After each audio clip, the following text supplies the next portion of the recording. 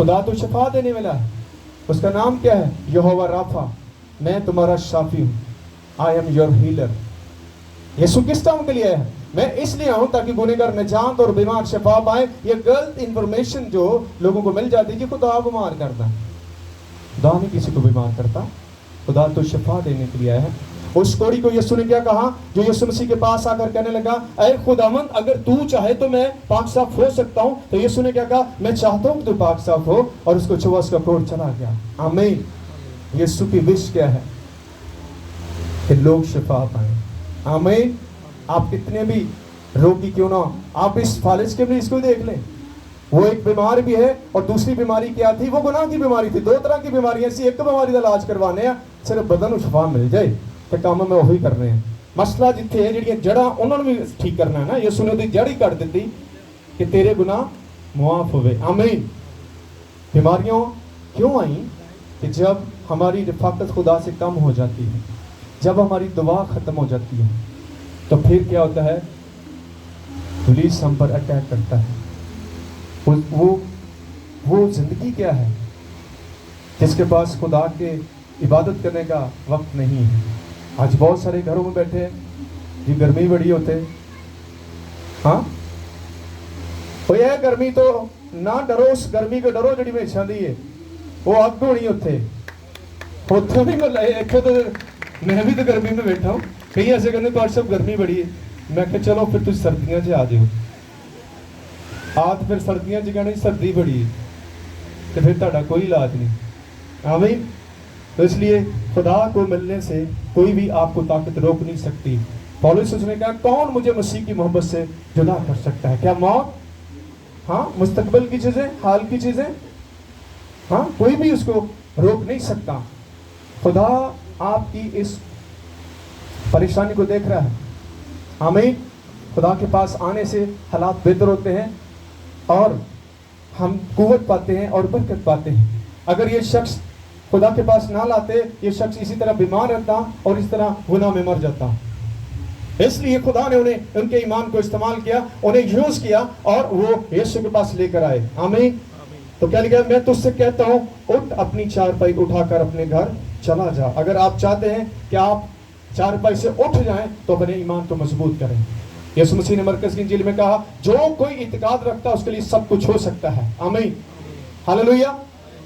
ये ईमानदार को कह रहा है कि जो कोई इत्काद रखता है उसके लिए सब कुछ हो सकता है, सब कुछ हो सकता है। खुदा आपके ईमान के वसीला से ही काम करता है, इसलिए अपने ईमान को मजबूत करें कलाम के वसीला से। आखिरी बात क्या है? और वो उठा और फिलफौर चारपाई उठाकर उन सब के सामने बाहर चला गया।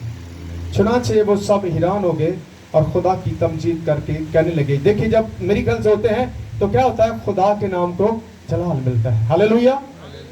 किसी इंसान को जलाल नहीं मिलता, बल्कि किदे नाम जलाल मिले?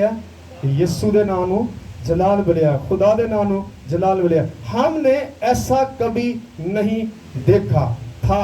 आमीन। इसका मतलब है तारीख में ऐसा कभी हुआ ही नहीं था जो यीशु ने कर दिया। आमीन।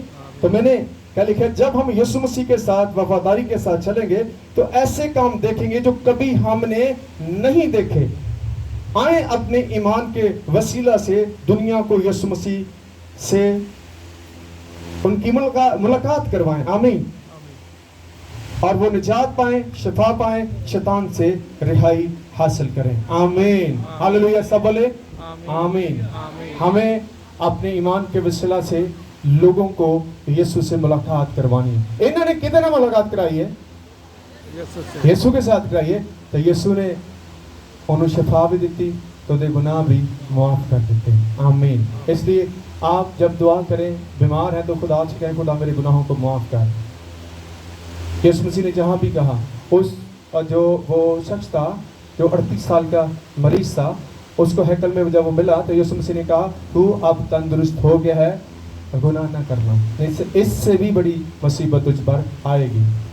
ऐसे ही है, तू अब क्या हो गया है? तंदुरुस्त जब हो गए हैं तो आप उस तंदुरुस्ती को खुदा के जलाल के लिए इस्तेमाल करेंगे, तो फिर बीमारी गुनाह आप पर इख्तियार नहीं रखेगा। असी तंदुरुस्त होकर काम फिर वही करना शुरू कर देते हैं, तो मसला वहां पर खड़ा हो जाता है। خدا آپ کو تندرست رکھنا چاہتا ہے. آمین. سب بولیں خدا مجھے تندرست رکھنا چاہتا ہے اور تندرست ہونے کے لیے مجھے خدا سے ملنا ہے. آمین. سو آج کا مضمون کیا تھا؟ کی دعا سے بہت کچھ. چلے میرے ساتھ پڑھیں گے ہم آواز ہو کر پھر اس کو وائنڈ اپ کرتے ہیں.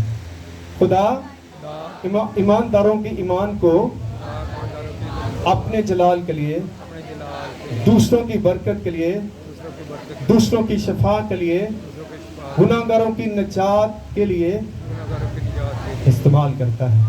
کتنی بڑی ڈگنیٹی ہے، کتنا بڑا اعزاز خدا نے آپ کو دیا ہے. شیطان کو شرمندہ کرو تو وہ خدا میری دعا سنتا ہے. سو خدا آپ کو اور مجھے اس کلام سے برکت دے. God bless you.